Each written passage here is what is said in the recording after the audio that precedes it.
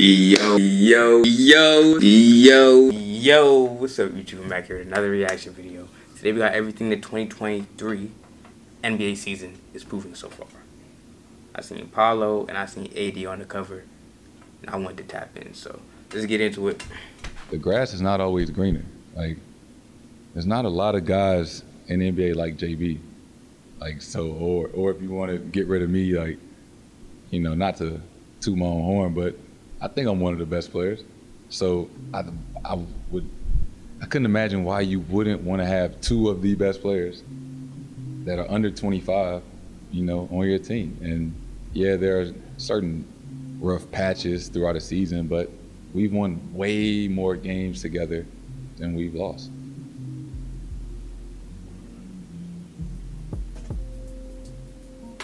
I'm recording this video December 1st, 2022. Well, the Boston Celtics, going back to the top of this year, they've won 77% of their games. That's a 63-win pace, and they have a point differential of plus 749. That's a double-digit win a night. It's crazy because around this time last year, and I'm a Heat fan, they just did us like we was one game away from being in the finals. We was hurt. I don't like excuses, but I'm just letting y'all know we was hurt. But they've been hooping. People were suggesting that this duo gets broken up, and even after the winning they've done, it still happens. And what Jason Tatum said, it was 1000% right. This duo has won way more than they've lost at an extremely young age. Before Tatum even turned 25, this duo has been to a finals and 3 conference finals. Besides the team that won 2 championships and went to 3, you know what team has the most playoff wins since Jason Tatum entered the league? It's the Boston Celtics. So breaking up this duo never made sense. Now you look at this mature Celtics team in 2022, a team that's had hurdles, yet they still haven't missed a beat. They lost Ime Udoka in dramatic ass fashion. They lost Danilo Gallinari before the season even started. They have still yet to play with their defensive anchor, yet this team is still 18-4. This season, the Celtics are on pace to have the best offense in NBA history. Obviously, a lot of that is the big leap of Jason Tatum and Jaylen Brown, but also the perfect surrounding cast that fits like a glove. I think people don't understand as a second option how it can be sometimes. Like, it can be difficult. For Jaylen Brown to average 26 as a second option is crazy, you know? And then, like he about to get into the surrounding cast, they just do their job. 10 points here, 5, and like 2 here.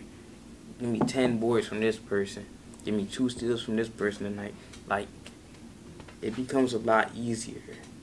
Like, the chemistry, the gelling, and then the 2 stars, they put up the numbers they supposed to.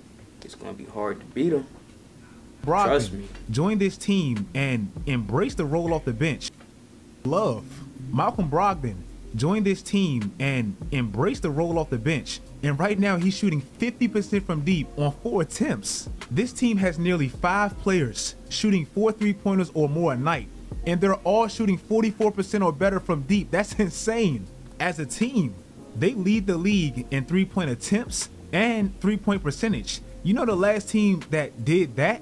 It was the 73-9 Golden State Warriors. But one thing that Warriors team kind of always struggled with that this Celtics team doesn't, they don't even really turn the ball over. They're 24th in turnovers a game. This is how efficient. This year.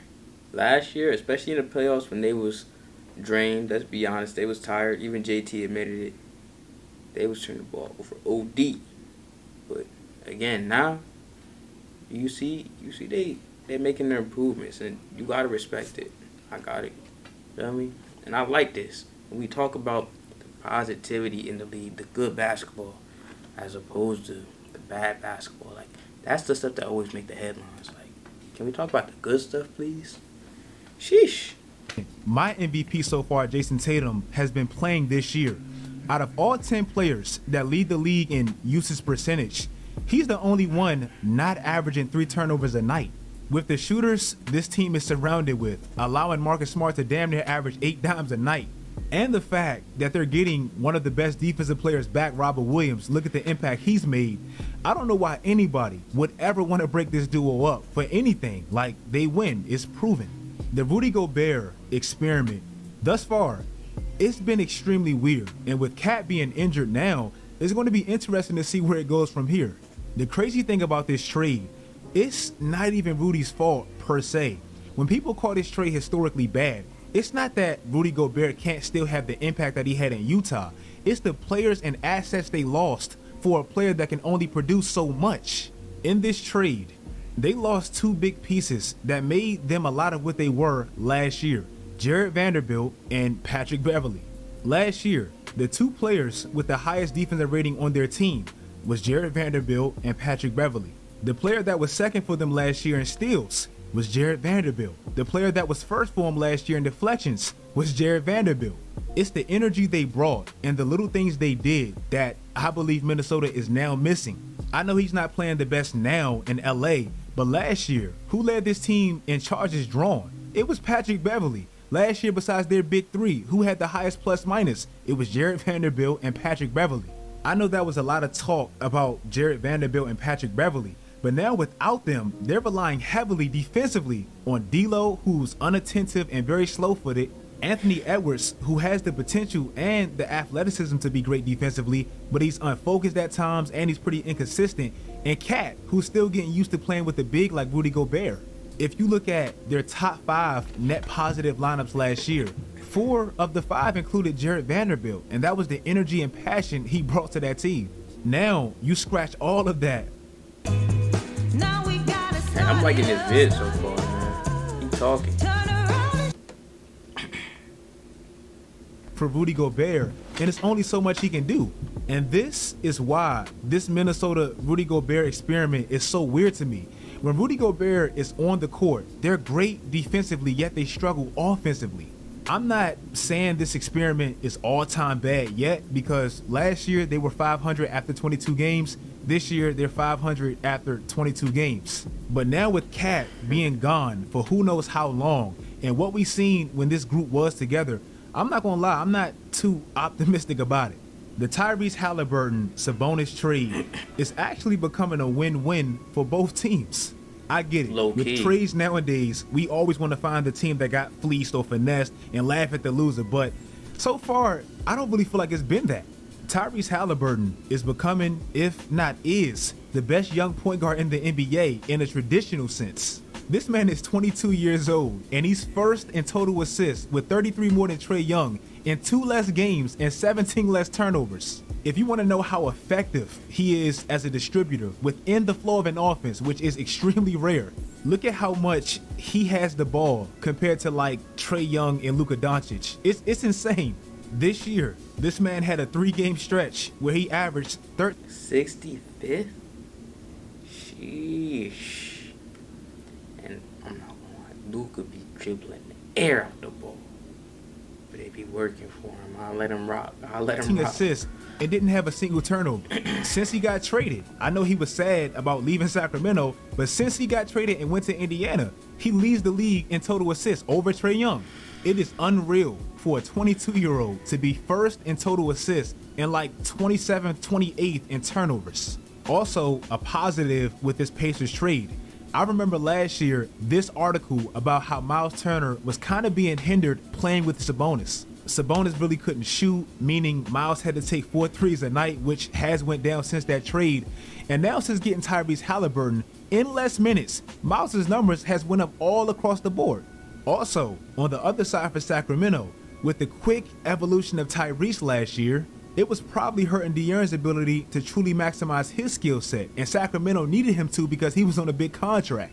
You could see in their last 24 games together, Tyrese was quickly becoming their best decision maker and probably their best player overall, and De'Aaron was struggling because of it. But now, without Tyrese, I wouldn't necessarily say struggling, but I feel what you're saying. Like,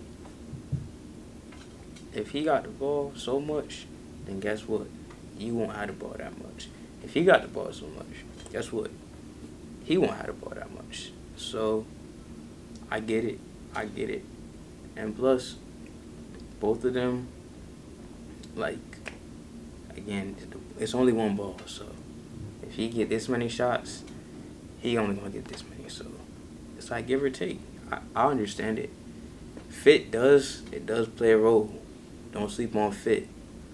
Look at De'Aaron Sense. The Kings added Kevin Huerter, who's shooting 45% from deep, and he fits a lot better with De'Aaron Fox. They stole Malik Monk from LA and paired those old Kentucky teammates back together. And right now, they have the third most efficient offense, only behind Phoenix and Boston. So right now with the Pacers, you have Tyrese, Benedict Mathurin, Buddy Hield, and Miles Turner, and they're fourth in the East. In Sacramento, they've become like the surprise team in the NBA, and give Mike Brown his credit. He's changed the culture. They even have this new beam thing when they win. Everything to me seems like a win-win, and I'm happy for both sides. In my bold predictions video 2 months ago, I picked the Lakers to win 50 games, and yeah, early in the season, my ass got laughed at. I'm not even making it seem like, oh yeah, they're winning some games, so yeah, I told you so, because after a few losses early in the season, I was even questioning my own logic. But one thing see, before he gets into it, I just want to say this. How the Lakers are playing right now is how they should have been playing when they first acquired Russ. Now, I get the injuries, not on the floor together, all that good stuff, but the hate, the having the team under a microscope, every little mistake they make, being criticized, them being on ESPN, a topic on ESPN every single day, like, it was wild. The way they playing now, I always knew they could. It's like good players gonna find a way to make it work, and you starting to see them make it work now. Simple as that. I want to see what bro about to say about it. I did say a few losses early in the season, I was even questioning my own logic. But one thing I did say, I'm not saying they're going to win 50 games, whatever, I'm probably wrong on that. But one thing I did say that I'm seeing the impact of now, they missed what I now believe to be their best player, Anthony Davis, for half the season. I said, of course they'd be bad because 90% of the league would, especially their best player on both sides. And now Anthony Davis came back and he's playing the best basketball maybe of his LA life, and you can see the impact. Anthony Davis in 2022 is their best player. Anthony Davis in 2022 is their most important player. That's not a slight at LeBron. He should be. When LeBron went down against Sacramento and he missed like 5 games, look at what Anthony Davis has been doing since. What Vince Carter said the other day, I believe has a lot of truth to it. It took LeBron going down for Anthony Davis to unlock what he used to be in New Orleans. In those first 11 games, when Anthony Davis was still kind of deferring to LeBron and LeBron was hurting them because he was missing a lot of shots, they were 2-9, and they had a point differential of -92, meaning they were losing by damn near 10 a night. When LeBron went out, I believe Anthony Davis' play ignited them winning 6 out of their last 9. Should have been 7 if they didn't lose to Indiana. And now they have a point differential of +69. All this proves to me is Anthony Davis is now the driving force of this Lakers team. Look at Lonnie Walker in the first 11 games prior to LeBron getting injured, and I know he's back now, but before he got injured, and look at him after he went out and when Anthony Davis started playing out of his mind. Austin Reeves, oh my God, the exact same thing as soon as LeBron got hurt and Anthony Davis started playing great.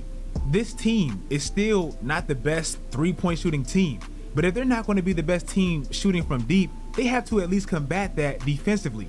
Last year, they were awful defensively, and a lot of that is because they didn't have Anthony Davis. With Anthony Davis, they were top 10. Without him, they were by far the worst. So at this point of their careers, and like I said, it should be this way. LeBron was playing great last year. They were still losing a lot of games.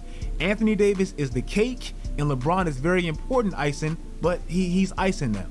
And let's get into Apollo, Duke Nation, you heard? What am I doing? And lastly, the Orlando Magic 1000% made the right choice. Around the draft, Woj had pretty much reported that the top 3 picks were set in stone. Jabari Smith Jr. is going to Orlando, Chet Holmgren is going to Oklahoma City, which he did, and Paolo Banchero is going to Houston. That's what we all thought was going to happen. But Orlando surprised everybody and picked Paolo, a player that didn't even work out in Florida for him. And right now, it's looking like the best choice they probably could have ever made. Paolo is averaging 23 and 7. Paolo has scored 20 or more in 11 out of his first 15 games. And he's clearly, as a rookie, a lot more NBA ready than Jabari Smith Jr. Right now, Jabari Smith looks raw. He can't really create his own shot, and he's not in a system that really implements him in the offense effectively at all. Honestly, the position he's in, I don't see his numbers getting too much better than that. To be honest, he's playing with Kevin Porter Jr.